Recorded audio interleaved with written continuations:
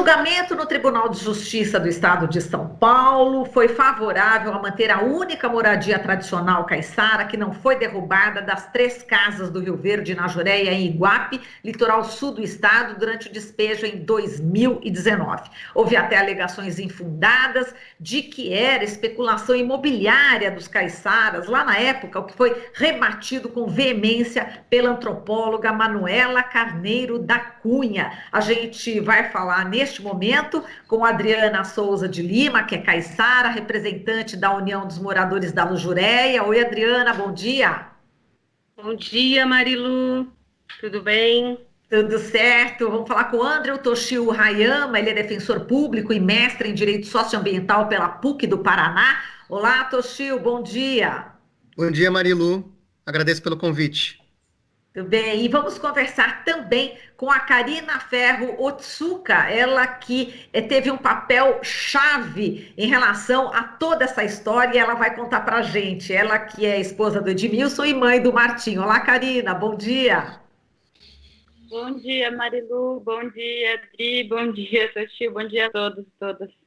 Então vamos lá, vamos contextualizar primeiro, né, toda essa história com a Adriana de Souza Lima, né? Adriana, conta pra gente, né, em que contexto, né, que aconteceu esse despejo em 2019. A gente sabe que já havia acontecido também a destruição de casas ali. Conta como foi essa ação, né, que foi a partir aí de uma decisão do governo do estado de São Paulo, do governo Dória.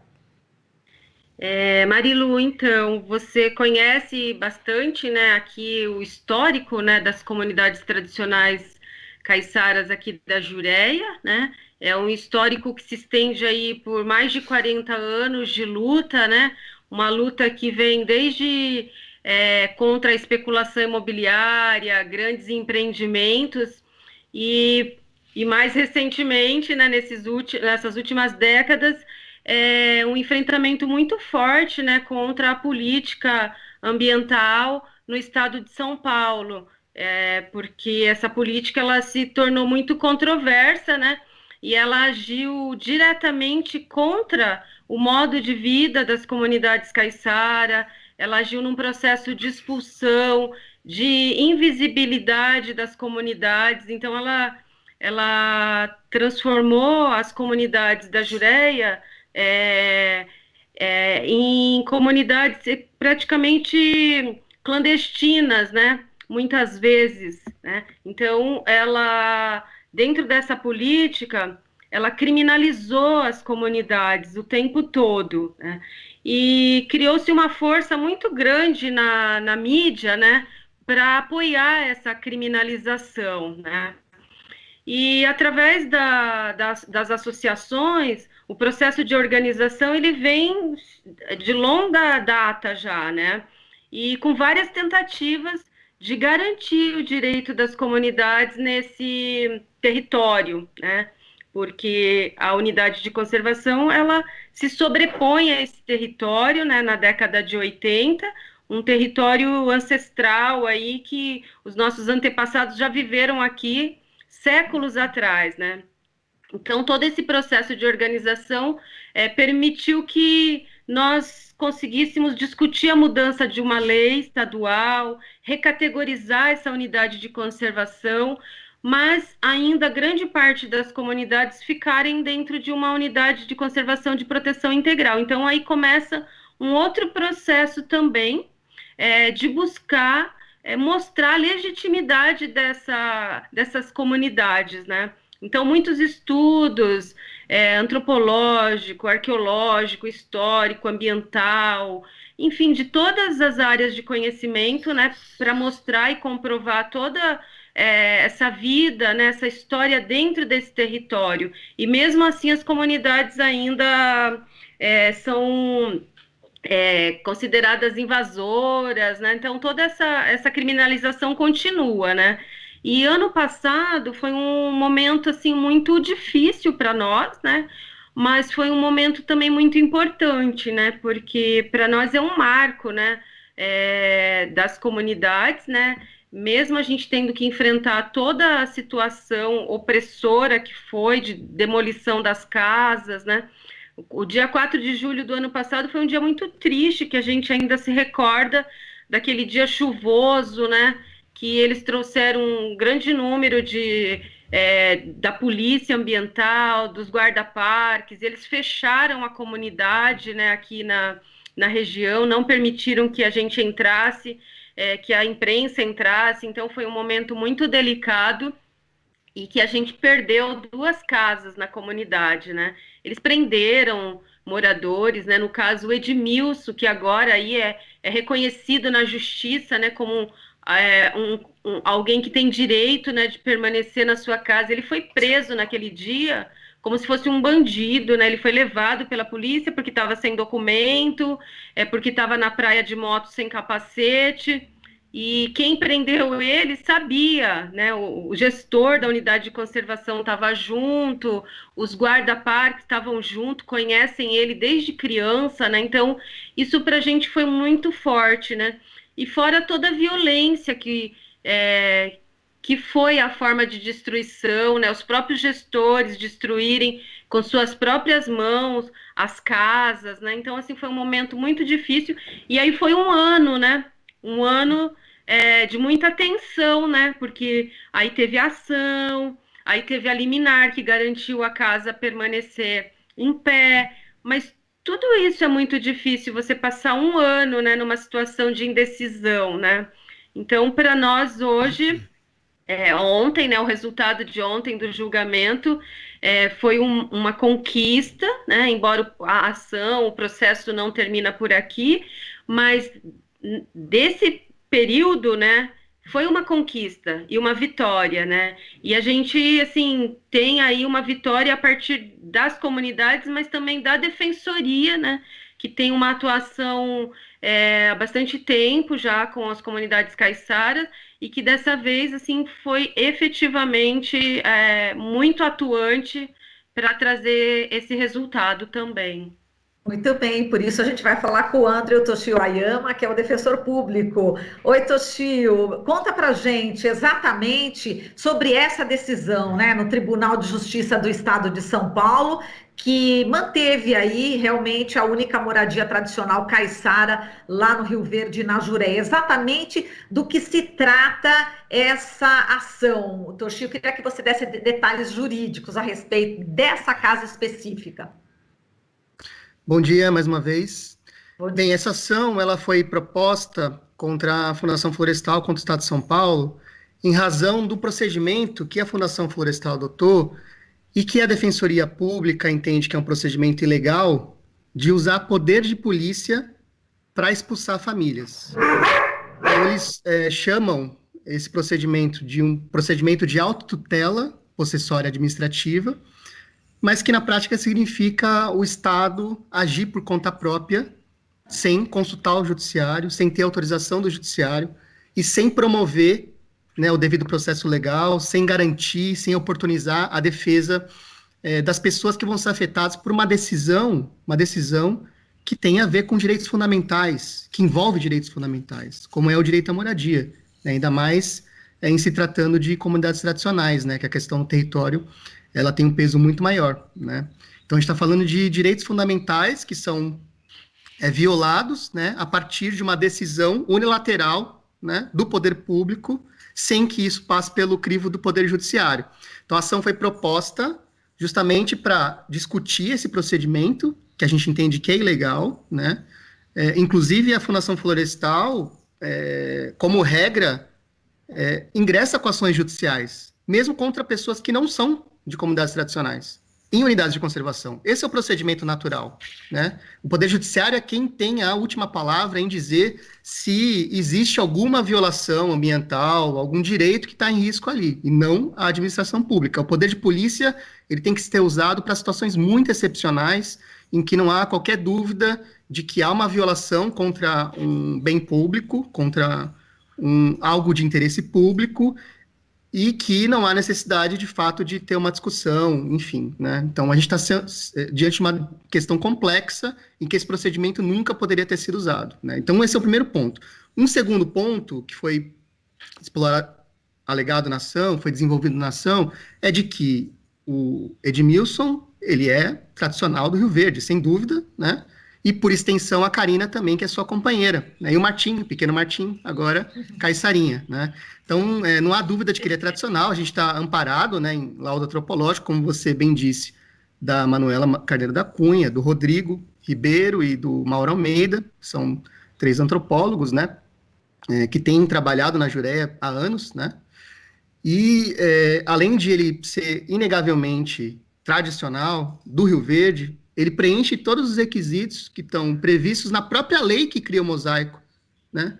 Ele preenche todos os requisitos para permanecer no Rio Verde, né? A lei do mosaico é muito clara em dizer que as famílias que estão em estação ecológica, elas também têm direito de permanência no território da estação ecológica. Então, a lei do mosaico, além de criar as RDSs, ela também tem dispositivos que garantem essas famílias, garantem o direito de moradia a essas famílias que estão em áreas de proteção integral, como a estação ecológica. Então, a lei do mosaico não garante direito só para quem tá, só para os caiçaras que estão nas RDS, que foram criadas para as comunidades caiçaras, mas ela ampara também as famílias que estão fora das RDS, que estão em estação ecológica, né? Então, é uma falácia, uma mentira quando o Estado alega que eles são invasores. Quando o Estado alega, e quando eu falo Estado, eu falo Fundação Florestal também especialmente, é uma mentira quando a Fundação Florestal alega que não há autorização para moradia no Rio Verde, na estação ecológica. A Fundação Florestal é que está cometendo ilegalidade, é que está desrespeitando a lei do mosaico, né? Então, a ação, ela trabalha com todas essas questões, né? E aí, prosseguindo, só para explicar o agravo, né? O juiz acatou esses argumentos, né? Integralmente. O juiz deu uma belíssima decisão, né? Uma decisão de 12 páginas, citando trechos do relatório antropológico. Ele fez a leitura de todos os documentos, ele demonstra isso na decisão dele. Então, é uma decisão consistente, né? E ele acata todos os argumentos que foram alegados na ação, que foi proposta pela Defensoria, né? O tribunal também se deparou com essa questão, porque houve recurso por parte da Fundação Florestal e do Estado de São Paulo, né? E o tribunal, agora dia 16 de julho, né, pela sua Câmara reservada ao meio ambiente, então isso é algo importante a se destacar, a gente está falando de um recurso que foi encaminhado por uma Câmara especializada em julgar demandas ambientais, e essa Câmara entendeu que o juiz de Iguape estava certo, deu uma decisão correta. Bom, portanto, aquelas outras 2 casas que foram derrubadas, então, ilegalmente. O que acontece com essas outras 2 casas? A gente tem que avaliar com as famílias, né? Foi um processo bastante difícil, né? Então, as famílias precisaram de um tempo para se recuperar, né? Com a confirmação pelo Tribunal de Justiça de que, de fato, as famílias caiçaras têm direito, de que a lei do mosaico ampara esses direitos, a gente está em conversa com as lideranças comunitárias, a gente está em conversa com as famílias para avaliar quais serão os próximos passos. Mas a Defensoria Pública entende que essas demolições também foram praticadas de forma ilegal, entende que há direitos a serem discutidos no Poder Judiciário no sentido da reparação dessa ação ilegal. Perfeito. Agora a gente vai falar com a Karina Ferro-Tsuka, ela que é esposa justamente do Edmilson, que a Adriana citou, né, que no dia foi preso, e a Karina e o Edmilson têm um filho, que é o Martim, e na época dessa intervenção policial, a Karina estava grávida e ela fez a resistência na casa. E eles não tiveram aí a coragem de derrubar, não é isso, Karina? Eu queria que você falasse desse momento, dessa sua força de resistência naquele dia. Olha, é bem difícil ainda relembrar esse dia, né, para a gente reviver, né, para contar a gente precisa reviver, e foi como a Adriana falou, é um dia muito marcante, muito difícil ainda da gente digerir, mas dentre todas as violências que a gente sofreu, a gente teve essa conquista de conseguir manter a nossa casa de pé. Acho que o Martim me deu forças e coragem para fazer isso naquele momento, de não querer sair de casa, e os nossos familiares que estavam juntos também acolheram essa minha decisão e ficaram do meu lado, então isso foi muito importante para a gente resistir nessa força. E aí foi nesse momento que os policiais eles decidiram que eles não mais dariam respaldo lá para a Fundação Florestal continuar com as demolições. Então, nesses últimos dias, a gente reviveu muito esse momento, né, porque com a decisão do Tribunal de Justiça, né, o julgamento sendo marcado, tudo isso a gente volta, né, a pensar que a gente não confia no Estado, então qualquer decisão desfavorável do Tribunal de Justiça para a gente poderia significar, sim, uma nova tentativa de demolição da nossa casa, mesmo nessa época muito triste que a gente está vivendo de pandemia. A gente sabe que a gente sabe, assim, a gente não mediriam esforços, assim, né, deixaram isso bem claro, mas para a gente foi uma conquista muito grande a decisão de ontem. Estamos muito felizes, aliviados, dormindo mais tranquilos, e a gente sabe que o processo ainda não acabou, claro, mas a gente tem um fôlego aí, né? Exato. Karina, você estava grávida de quantos meses quando você resistiu a essa demolição aí dos policiais? Eu estava grávida de 4 meses. 3 para 4 meses. Ainda é bem delicado, ficava todo mundo com cuidado. Karina, você não pode passar nervoso, você tem que tomar cuidado com a gravidez e tal, mas eu te pergunto, Marilu, como não passar nervoso numa situação daquela que a gente viveu, assim, sabe, de ver as casas dos nossos primos serem demolidas, assim, sem nenhum tipo de... assim, sem poder, né, ter direito à defesa, qualquer outra, né, um prazo para sair, alguma coisa, assim, algum amparo, assim, foi muito, muito truculento, sem nenhum diálogo, foram momentos muito duros, assim. Mas o Martim é forte. Ele está com quanto tempo agora, Karina? O Martim tem 6 meses. 6 meses. Inclusive, era para ele estar aqui comigo, Edmilson, mas quando eu saí de casa, ele estava dormindo ainda, então a gente deixou ele descansando. Deixa ele lá. Bom, parabéns aí, Karina, viu, pela sua coragem, sua resistência e simbolizada agora pelo Martim, que é a esperança, né? Então, parabéns para você pela luta, tá? Um grande abraço para você, manda um abraço para Edmilson e um beijinho para o Martim. Deixar. E Adriana, só para a gente terminar aqui, Adriana, a gente está falando de resistência e esperança. A resistência simbolizada na Karina e a esperança simbolizada no Martim. Foi muito importante essa luta toda e esse resultado agora dá mais força para vocês continuarem aí na batalha para a reconstrução das outras casas demolidas, que talvez seja possível, né, na luta aí por justiça, já que o Toshio também está adiante dessa questão?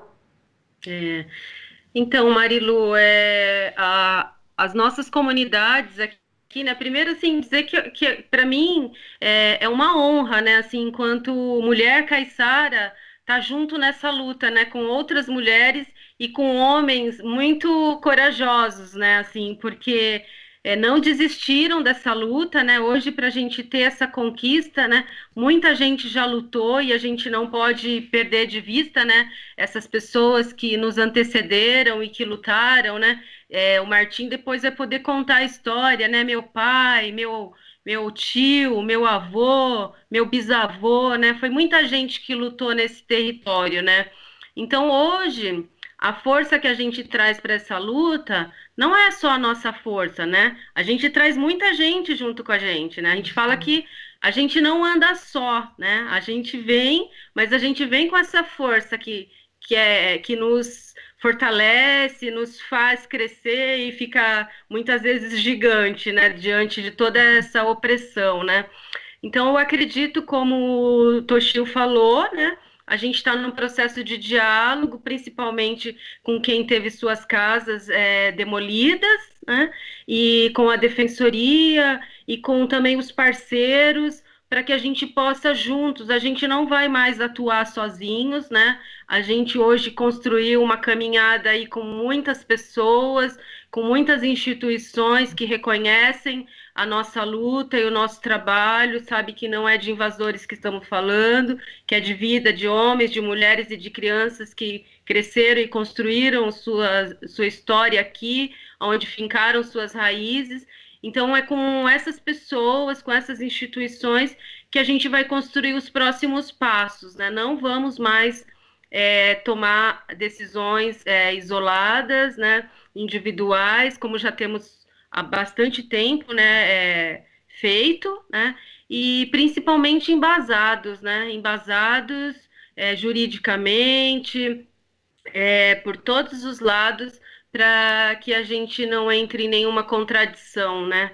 E a gente tem dito que se nós temos direitos enquanto comunidades tradicionais, de acordo com a Constituição Federal, de acordo com a Convenção 69 da OIT, como somos reconhecidos no Decreto 6.040, a gente vai fazer valer esses direitos, né? E é nisso que eu acredito. Então, a decisão que a gente tomar vai ser embasada, não vai ser como aventureiras, né? A gente vai buscar nossos direitos, né? E fazer valer. E queria só falar, assim, que a Karina, né, assim, ela foi muito corajosa, ela foi muito guerreira, porque não foi fácil. Ela acompanhou todo o processo violento da demolição das 2 casas e, assim, o companheiro dela tinha sido preso, o primo dele tinha sido preso, estava todo mundo muito sofrendo abalado, muito aquele momento, abalado, e ela ainda consegue resistir na casa dela, assim, enfrentar toda aquela força, todos aqueles homens brutos, né, que tinham violentamente demolido as outras casas, e ainda num processo muito de fazer uma chacota, sabe, de rir do que estava acontecendo ali, né, de querer provocar, né, algum ânimo na comunidade também, né. Então, para mim, assim, a Karina, ela foi muito corajosa, realmente essa força veio de dentro aí, né, e eu espero que ela continue firme com essa força, para cada vez mais estar junto nessa luta, porque a gente precisa de muita força da juventude aqui nessa luta. Muito bem, e luta que o Martim com certeza vai continuar, certamente. Bom, eu quero parabenizar todos vocês, né, por essa luta. O povo tradicional caiçara merece todo o nosso respeito e eu quero justamente compartilhar, né, dessa boa notícia em meio à pandemia, em meio a tanta tristeza, essa excelente solução dada aí pelo Poder Judiciário. Então, a gente agradece a todos vocês, a Adriana de Souza Lima, ela que é representante da União dos Moradores da Jureia, o André Toshio Ayama, ele que é defensor público e mestre em Direito Socioambiental pela PUC do Paraná, e a Karina Ferro-Otsuka, que é esposa do Edmilson e mãe do Martim. Muito obrigada a todos e a todas. Um abraço, hein? Tchau, tchau, gente. Obrigada. Aqui você ouve as notícias que os outros não dão. Jornal Brasil Atual.